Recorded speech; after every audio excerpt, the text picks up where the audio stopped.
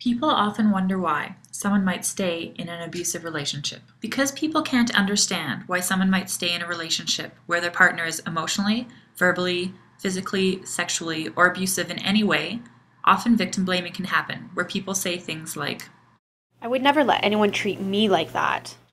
If it was really that bad, she would just leave. But it is much more complicated than just leaving. If you had to pack up your life today and leave home, where would you go? What would you do?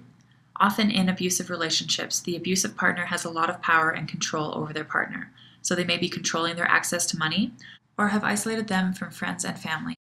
Abuse rarely happens all the time, so the cycle of violence can help explain the emotions and manipulation that might come into play in an abusive relationship.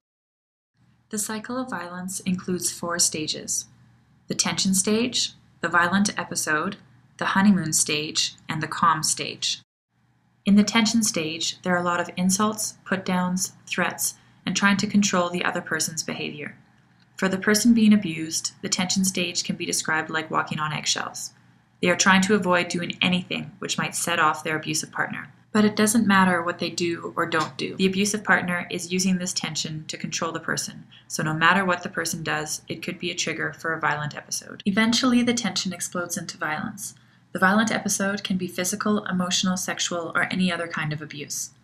Ultimately, the abuser is trying to dominate their partner and gain power and control over them. It is a myth that the violent episode happens because of jealousy, anger, fear, or a loss of control. The abusive partner uses the violent episode as a way to gain power and control over their partner. In the honeymoon stage, the abusive partner will be very apologetic, or at least pretend to be.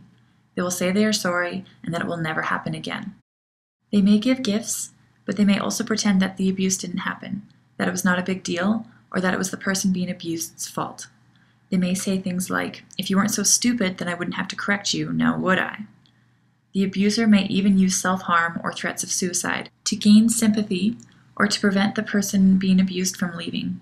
The abusers are often so convincing, and the person being abused is so eager for the relationship to improve or worn down by the physical and emotional abuse that they will stay in the relationship.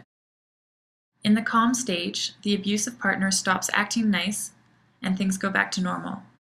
The abusive partner may have kept some of their promises, but eventually the tension stage starts again and the cycle repeats itself. As the cycle continues, the calm and the honeymoon stages get shorter and shorter. To review, the cycle of violence has 4 stages: the tension stage, the violent episode, the honeymoon stage, and the calm stage. The Dating Violence Awareness Program was created by Vekova Research Services. This video was made possible with funding from the TELUS Community Fund and the Canadian Women's Foundation.